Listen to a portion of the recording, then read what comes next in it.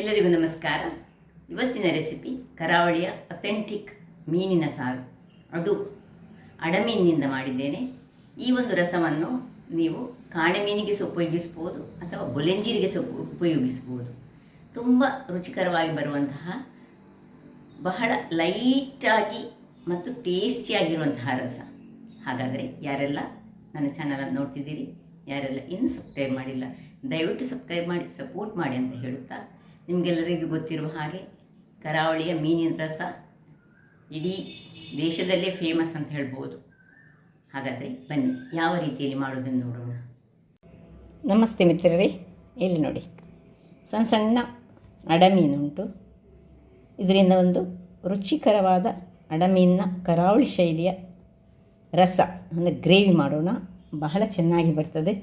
ಇದು ಈಗ ಸಣ್ಣದಾದರೆ ಸಹ ರುಚಿ ಬಹಳ ಚೆನ್ನಾಗಿ ಬರ್ತದೆ. ನಾನು ಮಾಡುವ ರೀತಿಯಲ್ಲಿ ಮಸಾಲೆ ಹಾಕಿದ್ದೆ. ಹಾಗಾದರೆ ಮೊದಲಿಗೆ ಏನೆಲ್ಲ ಮಸಾಲೆ ಬೇಕೆಂದು ನೋಡುವ ಮೊದಲು ನಾವು ಈ ಮೀನನ್ನು ಕ್ಲೀನ್ ಮಾಡ್ಕೊಂಡು ತರೋಣ. ವೀಕ್ಷಕರೇ, ಮೀನು ಕ್ಲೀನಾಗಿ ಬಂತು. ಇದರಲ್ಲಿ ನಾನು 1/2 kg ಮೀನು ತಂದಿದ್ದೆ. ಈ 1/2 kgಯಲ್ಲಿ ನಾನೊಂದು 10 ಮೀನನ್ನು ತೆಗೆದಿಟ್ಟುಕೊಂಡು ಫ್ರೈ ಮಾಡಿದ್ದೇನೆ. ಅದರಿಂದಾಗಿ ಇದರಲ್ಲಿ ಈಗ ಒಂದು 400 ಗ್ರಾಮ್ಸ್ ಅಥವಾ 350 ಗ್ರಾಮ್ಸ್ ಇರ್ಬೋದು. ಇದಕ್ಕೆ ಸ್ವಲ್ಪ ಉಪ್ಪನ್ನು ಹಾಕ್ಕೊಂಡು ಇದನ್ನು ಸ್ವಲ್ಪ ಹೀಗೆ ಕಲಡಿಸಿಕೊಂಡು, ಅಂದರೆ ಸ್ವಲ್ಪ ಸ್ಮೂತ್ಲಿ, ಅಂದರೆ ಬರೀ ತುಂಬ ಇದು ಸ್ಮೂತ್ ಆದ ಮೀನು ಮತ್ತು ಚಪ್ಪೆ ಮೀನು, ಅದಕ್ಕೆ ಉಪ್ಪನ್ನು ಹಾಕ್ಕೊಳ್ಳೋದು ನಾವು. ಇದನ್ನೀಗ ಮುಚ್ಚಿಟ್ಟುಕೊಳ್ಳೋಣ. ಇಲ್ಲೀಗ ಸಾಮಾನು ಏನೆಲ್ಲ ಬೇಕು ಹೇಳಿದರೆ, ಚಪ್ಪೆ ಮೀನಾದ ಕಾರಣ ಇದಕ್ಕೆ ತುಂಬ ಖಾರವಾದ ಒಂದು ಮಸಾಲೆ ಹಾಕಲಿಕ್ಕಿಲ್ಲ. ಈಗ ಮೊದಲಿಗೆ ನಾವು ಒಂದು 5 ಅಥವಾ 4 ಸಹ ಸಾಕಾಗ್ತದೆ ಬ್ಯಾಡ್ಗಿ ಮೆಣಸು ಬೇಕು. ಒಂದೇ ಒಂದು ರಾಮನಾಡು ಸಣ್ಣ ರೌಂಡ್ ಮೆಣಸು, ಒಂದು ಸಣ್ಣ ಅರ್ಧದಲ್ಲಿ ಕಾಲಿನಷ್ಟು ನೀರುಳ್ಳಿ, ಒಂದು ಸಣ್ಣ ಆಮ್ಲ ಗಾತ್ರದ ನೆಲ್ಲಿ ಗಾತ್ರದ ಹುಳಿ, 1.5 ಚಮಚದಷ್ಟು ಕೊತ್ತಂಬರಿ ಬೀಜ, ಆದರೆ ಹಳದಿ ಒಂದು ಅರ್ಧ ಚಮಚ, ಮತ್ತು 4 ಕಾಳುಮೆಣಸು, ಹೆಚ್ಚು ಕಾಳುಮೆಣಸು ಹಾಕ್ಕೊಳ್ಳೋಕ್ಕಿಲ್ಲ ಇದಕ್ಕೆ, ಮತ್ತು ಅರ್ಧ ಚಮಚದಷ್ಟು ಜೀರಿಗೆ, ಅರ್ಧ ಚಮಚದಷ್ಟು ಮೆಂತೆ ಬೇಕು. ಈ ಅರ್ಧ ಚಮಚ ಮೆಂತೆಯಲ್ಲಿ 1/4 ಚಮಚ ಮೆಂತೆಯನ್ನು ಮಸಾಲೆಗೆ ಹಾಕಿ, ಮತ್ತು ಒಗ್ಗರಣೆಗೆ ನಮಗೆ ಬೇಕಾಗ್ತದೆ ಮೆಂತೆ. ಮತ್ತು ಇಲ್ಲಿ ಒಂದು ನೀರುಳ್ಳಿಯನ್ನು ಸಣ್ಣ ಚಾಪ್ ಮಾಡಿ ಇಟ್ಟುಕೊಂಡಿದ್ದೇನೆ. ಒಂದು ಅರ್ಧ ಜಿಂಜರ್, ಅರ್ಧ ಇಂಚಿನಷ್ಟು ಜಿಂಜರ್, 2 ಕಾಯಿಮೆಣಸನ್ನು ಸ್ಲಿಟ್ ಮಾಡಿ ಇಟ್ಟುಕೊಂಡಿದ್ದೇನೆ. ಇದು ಕಾಯಿಮೆಣಸು ಆಪ್ಷನಲ್ಲಿ, ಬೇಡದಿದ್ದರೆ ಸ್ಕಿಪ್ ಮಾಡ್ಬೋದು. ಇದನ್ನು ಈ ಮೀನನ್ನು ಖಾರ ಮಾಡಲಿಕ್ಕಿಲ್ಲ. ಕೊನೆಯಲ್ಲಿ ಒಂದು 1/4 ಚಮಚದಷ್ಟು ನಮಗೆ ಅಜ್ವಾಯಿನ್ ಅಂದರೆ ಓಮ ಬೇಕಾಗ್ತದೆ. ಈಗ ಮೊದಲಿಗೆ ನಾವು ಇಲ್ಲಿ ಒಂದು ಬಾಣಲೆಯನ್ನು ಇಟ್ಕೊಂಡು ಮಸಾಲೆಯನ್ನು ಫ್ರೈ ಮಾಡಿಕೊಳ್ಳೋಣ. ವೀಕ್ಷಕರೇ ನೋಡಿ, ಬಾಣಲೆ ಬಿಸಿ ಆಯಿತು. ಈಗ ಇದಕ್ಕೆ 1 ಚಮಚದಷ್ಟು ಎಣ್ಣೆಯನ್ನು ಹಾಕ್ಕೊಳ್ತಿದ್ದೇನೆ.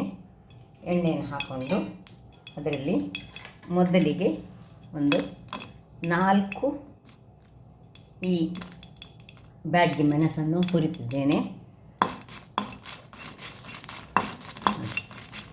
ಬ್ಯಾಡ್ಗಿ ಮೆಣಸು ಚೆನ್ನಾಗಿ ಉಬ್ಬಿಕೊಂಡು ಬರಬೇಕು. ಅಷ್ಟಾಗುವಾಗ ನೋಡಿ, ಇದನ್ನು ಪಕ್ಕಕ್ಕೆ ಇಟ್ಟುಕೊಂಡು ಒಂದು 4-5 ಎಳೆಗಳಷ್ಟು ಕರಿಬೇವನ್ನು ಸಣ್ಣದಾಗಿ ಹಾಕ್ಕೊಳ್ಳಿ. ಆರೋಗ್ಯಕ್ಕೆ ಸಹ ಒಳ್ಳೆಯದು. ಮತ್ತು ಇದು ಸ್ವಲ್ಪ ಲೈಟ್, ಅಂದರೆ ತುಂಬ ಸಾಫ್ಟ್ ಆದ ಮೀನು ಮತ್ತು ಚಪ್ಪೆ ಮೀನು. ಹಾಗಾಗಿ ಇನ್ನು ಉಳಿದದ್ದು 5 ಕಾಳುಮೆಣಸು ಹಾಕ್ಕೊಳ್ತಿದ್ದೇನೆ. ಹಳದಿ ಈಗ ಬೇಡ. 1 ರೌಂಡ್ ಮೆಣಸು ಆಗಲೇ ಹಾಕಬೇಕಿತ್ತು ನಾನು.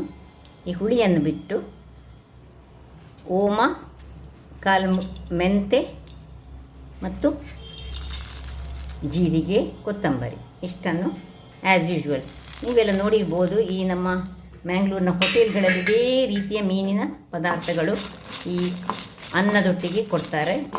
ತುಂಬ ಚೆನ್ನಾಗಿ ಬರ್ತದೆ. ದೋಸೆ ತಿನ್ನಲಿಕ್ಕೆ ಸಹ ಈ ಒಂದು ಸಾಂಬಾರು, ಅಂದರೆ ಈ ಒಂದು ಮೀನಿನ ಸಾಂಬಾರು ಬಹಳ ಚೆನ್ನಾಗಿ ಬರುವಂತಹದ್ದು.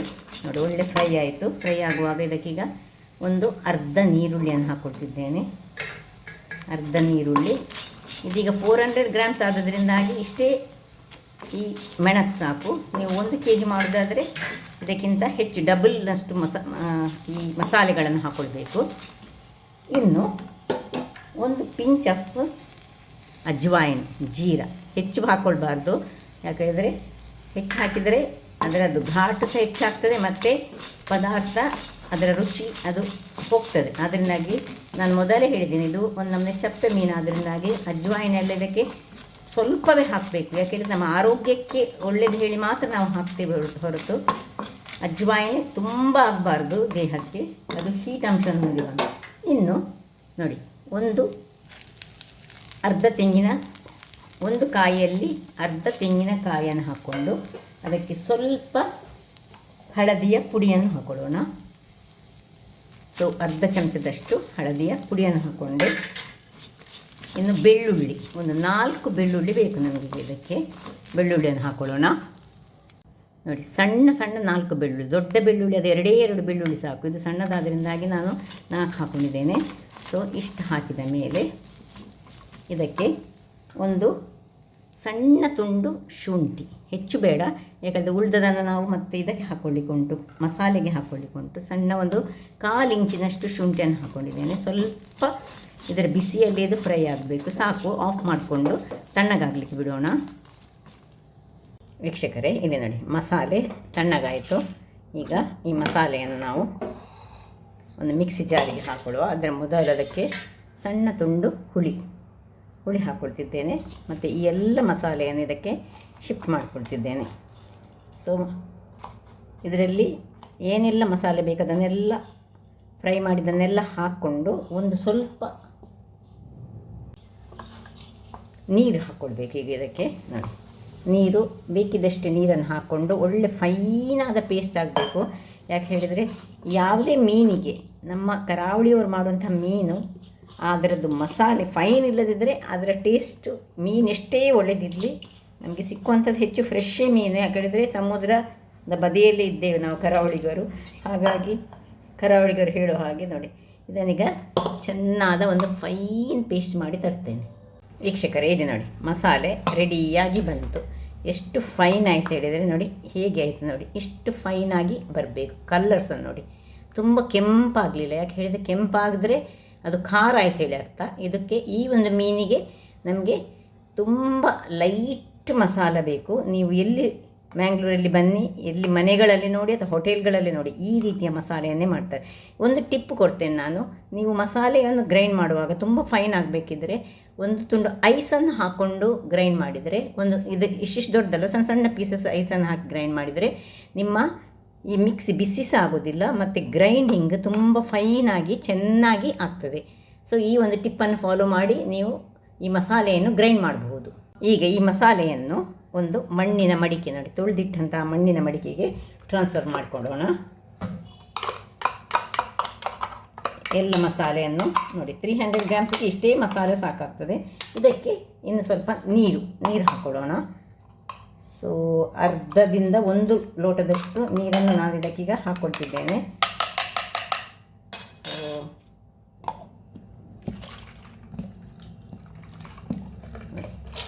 ತುಂಬ ನೀಸಾಗಬಾರ್ದು, ತುಂಬ ದಪ್ಪ ಸಹ ನಮಗೆ ಬೇಡ. ಸೊ ಹಾಗಾಗಿ ಈಗ ನನ್ನ ಹತ್ರ ಈ ಥರದ ನಾನೊಂದು ಸೌಟನ್ಸ್ ತಂದಿದ್ದೇನೆ.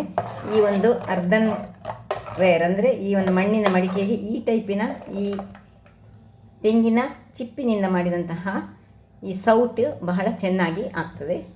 ಸೊ ಇದಕ್ಕೀಗ ಇದು ತುಂಬ ದಪ್ಪ ಆಯಿತು. ಇನ್ನು ಸ್ವಲ್ಪ ಅರ್ಧ ಲೋಟದಷ್ಟು ನೀರನ್ನು ಹಾಕೊಳ್ಳೋಣ.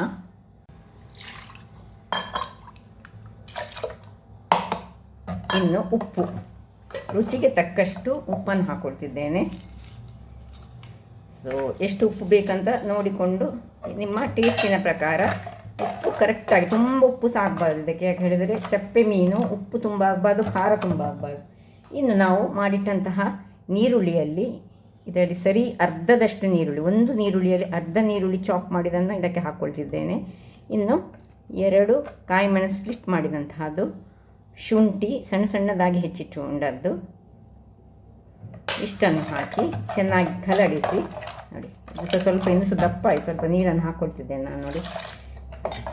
ಇದು ಈಗ ಕರೆಕ್ಟ್ ಹದ ನೋಡಿ, ಈ ಹದದಲ್ಲಿ ಬರಬೇಕು. ಈ ಹದವನ್ನೀಗ ನಾವು ಬೆಂಕಿಯಲ್ಲಿ ಇಟ್ಟುಕೊಂಡು ಕುದಿಸ್ಕೊಳ್ಳೋಣ. ವೀಕ್ಷಕರೇ, ಇಲ್ಲಿ ನೋಡಿ, ಗ್ಯಾಸ್ನಲ್ಲಿ ಇಟ್ಟುಕೊಂಡು ಮುಚ್ಚಳ ಮುಚ್ಚಿ ಒಂದು ಕುದಿಯನ್ನು ತೆಗೆದುಕೊಳ್ಳೋಣ.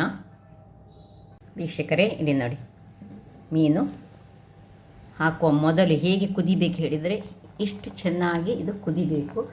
ಎಲ್ಲ ಚೆನ್ನಾಗಿ ಹೇಗೆ ಬಂದು ಹೇಳಿದರೆ ಎಲ್ಲ ಈ ಶಾಖ ಎಲ್ಲ ನನ್ನ ವಿಡಿಯೋದ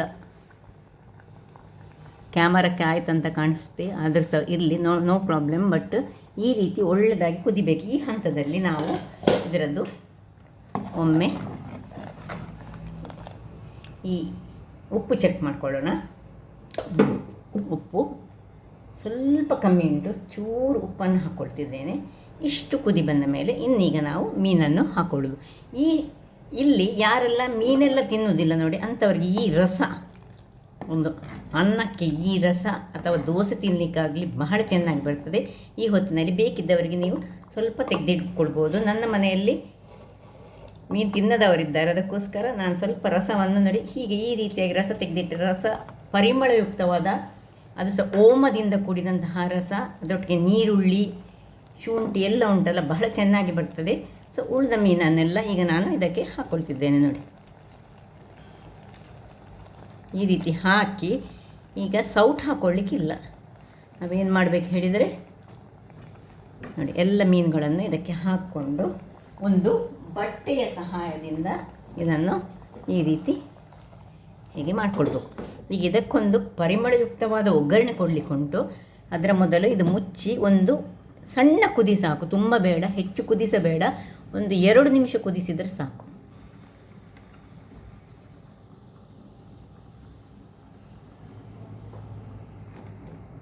ವೀಕ್ಷಕರೇ ನೋಡಿ, ಮೀನು ಕುದೀತಾ ಬಂತು, ಸಾಕು, ಹೆಚ್ಚು ಕುದಿಬಾರ್ದು.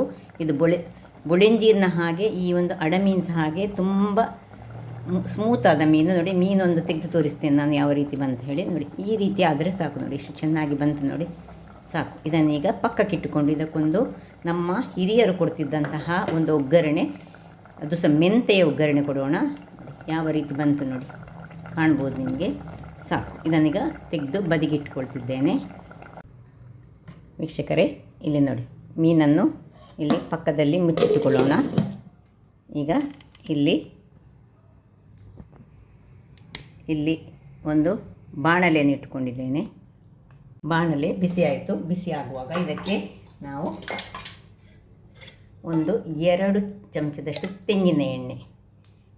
ಸೊ 2 ಚಮಚದಷ್ಟು ತೆಂಗಿನ ಎಣ್ಣೆಗೆ ಈಗ ಸಣ್ಣ ಉರಿ ಮಾಡಿ ಇಟ್ಕೊಳ್ಳಿ. ಅದರಲ್ಲಿ ಒಂದು 1/4 ಚಮಚದಷ್ಟು ಮೇಥಿ ಸೀಡ್ಸ್, ಮೆಂತೆ ಹಾಕ್ಕೊಳ್ತಿದ್ದೇನೆ. ಮೆಂತೆ ಹಾಕ್ಕೊಂಡು ಕೂಡಲೇ ನೀರುಳ್ಳಿ, ಸಣ್ಣದಾಗಿ ಹೆಚ್ಚಿಟ್ಟಂತಹ ನೀರುಳ್ಳಿಯನ್ನು ಹಾಕ್ಕೊಳ್ಬೇಕು. ಈ ಮೆಂತೆಯ ಒಗ್ಗರಣೆ ಉಂಟಲ್ಲ, ಇಂಥ ಒಂದು ಚಕ್ ಮೀನುಗಳಿಗೆ ಬಹಳ ಚೆನ್ನಾಗಿ ಬರುವಂತಹದ್ದು. ಸೊ ಇದನ್ನು ಸ್ವಲ್ಪ ಬ್ರೌನ್ ಆಗೋ ತನಕ ಹುರಿದುಕೊಳ್ಬೇಕು. ಬೇಕಿದ್ರೆ ಇಲ್ಲಿ ನಾವು ಕರಿಬೇವಿನ ಸೊಪ್ಪು ನಿಮಗೆ ಇಷ್ಟ ಇದ್ದರೆ ಹಾಕ್ಕೊಳ್ಬೋದು, ಆದರೆ ಚೆನ್ನಾಗಿ ಚಾಪ್ ಮಾಡಿ ಹಾಕಿದರೆ ಬಹಳ ಒಳ್ಳೆಯದಾಗಿ ಬರ್ತದೆ. ಸಣ್ಣದಾಗಿ ಹೆಚ್ಚಿಟ್ಕೊಳ್ಬೇಕು. ಹೆಚ್ಚಿಟ್ಟುಕೊಂಡು ಹಾಕಿದರೆ ಬಹಳ ಚೆನ್ನಾಗಿ ಬರ್ತದೆ. ಸೊ ಇದೀಗ ಬ್ರೌನ್ ಆಗೋ ತನಕ ಇದನ್ನು ಹುರಿದುಕೊಳ್ಳೋಣ. ಇಲ್ಲಿ ನೋಡಿ ವೀಕ್ಷಕರೇ, ಆಯಿತು ನೋಡಿ, ಕಲರ್ ನೋಡಿ ಎಷ್ಟು ಚೆನ್ನಾಗಿ ಬಂತು. ಮೆಂತೆ ಮತ್ತು ಆ ನೀರುಳ್ಳಿಯ ಪರಿಮಳ ಇಡೀ ಮನೆಯನ್ನು ಆವರಿಸಿಕೊಂಡಿದೆ. ಹತ್ತಿರದ ಮನೆಗಳಿಗೆ ಸಹ ಹೋಗಿರ್ಬೋದು, ಅಷ್ಟು ಪರಿಮಳ. ಆಫ್ ಮಾಡ್ಕೊಂಡಿದ್ದೇನೆ. ಈಗ ಇದನ್ನು ಕೂಡಲೇ ತೆಗೆಯುವುದು. ಇಲ್ಲಿ ನಮ್ಮ ಏನು ಮೀನಿನ ಪದಾರ್ಥ ಉಂಟು ಇದಕ್ಕೆ ಶಿಫ್ಟ್ ಮಾಡಿಕೊಳ್ಳೋದು.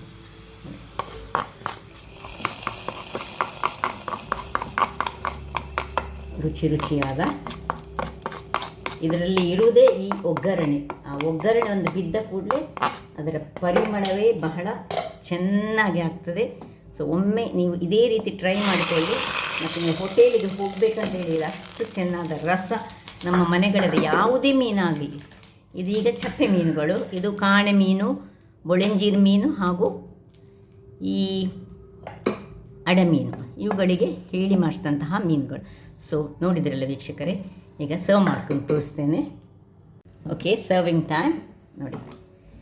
ಹೀಗೆ ಸಣ್ಣ ಸಣ್ಣ ಮೀನಾದರೆ ಸಹ ಬಹಳ ಟೇಸ್ಟಿಯಾಗಿ ಬರುವಂತಹ ಒಂದು ರಸ, ಅದರೊಟ್ಟಿಗೆ ಮೀನು ಸಹ ಬಹಳ ರುಚಿಯಾಗಿ ಬರ್ತದೆ. ಸೊ ನೋಡಿ, ಮೀನು ಹೆಚ್ಚು ನಾವು ಕುದಿಸ್ಕೊಳ್ಬಾರ್ದು. ಕುದಿಸ್ಕೊಂಡ್ರೆ ಇದು ನಾನು ಆಲ್ರೆಡಿ ಹೇಳಿದೆ, ಮೆದುವಾದ ಮೀನಾದ್ದರಿಂದಾಗಿ ನಾವು ಜಾಗ್ರತೆಯಲ್ಲಿ ಈ ಮೀನನ್ನು ಅದಾದಲ್ಲಿ ಕುದಿಸ್ಕೊಳ್ಬೇಕು. ಆಗ ಅದು ಒಡೆದುಕೊಂಡು ಬರುವುದಿಲ್ಲ. ನೋಡಿ, ಈ ರೀತಿಯಾಗಿ ಬರ್ತದೆ.